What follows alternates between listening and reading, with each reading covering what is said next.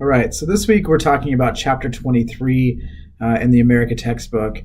This chapter, I think there's a few things that I want to make clear of as we run through this chapter, and then I really want to spend a couple minutes on talking about the assignment this week, which will be a little bit different than you've had thus far.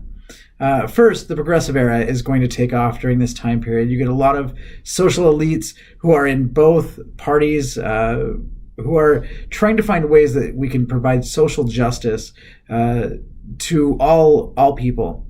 However, if we look into those, we often see that there was a limit to what people they were trying to bring social justice to. So if you're talking about women, they're probably trying to bring the vote, have women be able to vote.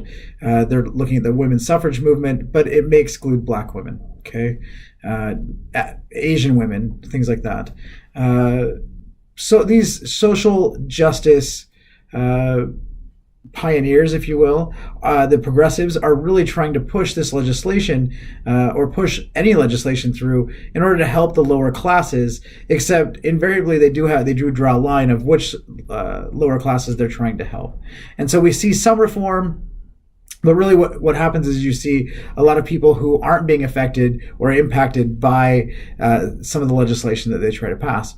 And so therein, I'm not exactly certain if the progressive movement is that great or not. And I think I'll leave that up to you to be able to decide for yourself as you read through, because I think there's good and bad in both. And I think that's what we should be looking at as we're looking at some of these themes is, what were the good things and what were the bad things and the pros and cons of both, or of legislation, or some of the things that the progressives were doing at that time. I want to make sure that you're paying attention to the progressive era and that you're seeing some of those social reforms. The latter part of this chapter, probably the last 10 pages, is all about social reform and women's movement. And so you'll want to make sure that you pay close attention to some of that. You want to notice that Roosevelt decides that he's going to push his square deal, which is putting tariffs on or regulating trusts, putting tariffs on exports and imports, and then also regulating railroads. I mean, his square deal really is this idea of regulation on a lot of different levels, and he's trying to pass this in a way that actually then gets President Taft gets Taft into a race with him. There was this idea really that if we look at that Roosevelt was president and then Taft becomes president, and Taft and Roosevelt have an issue, and that leads to the presidential election of 1912, which we've seen this over and over and over again, where two presidents decide that they're going to run against each other, and nobody really likes either one, and they end up taking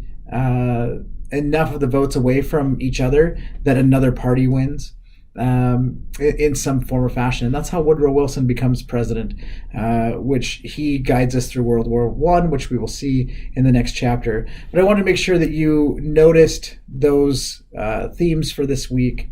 Really, one of the things that I want to make sure that we go over this week is your assignment. The assignment for this week is, I think there's 5 or 6 political cartoons that you're going to be looking at for the suffrage movement.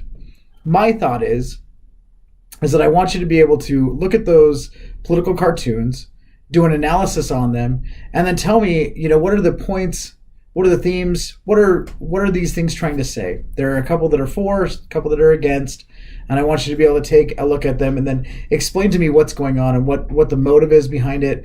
Obviously, it's the exact same length, 250 words, that you've had the entire time, and so this shouldn't be a big deal, but you should be able to look at these political cartoons and then explain to me what's going on and why this is so important. Who's it targeted towards?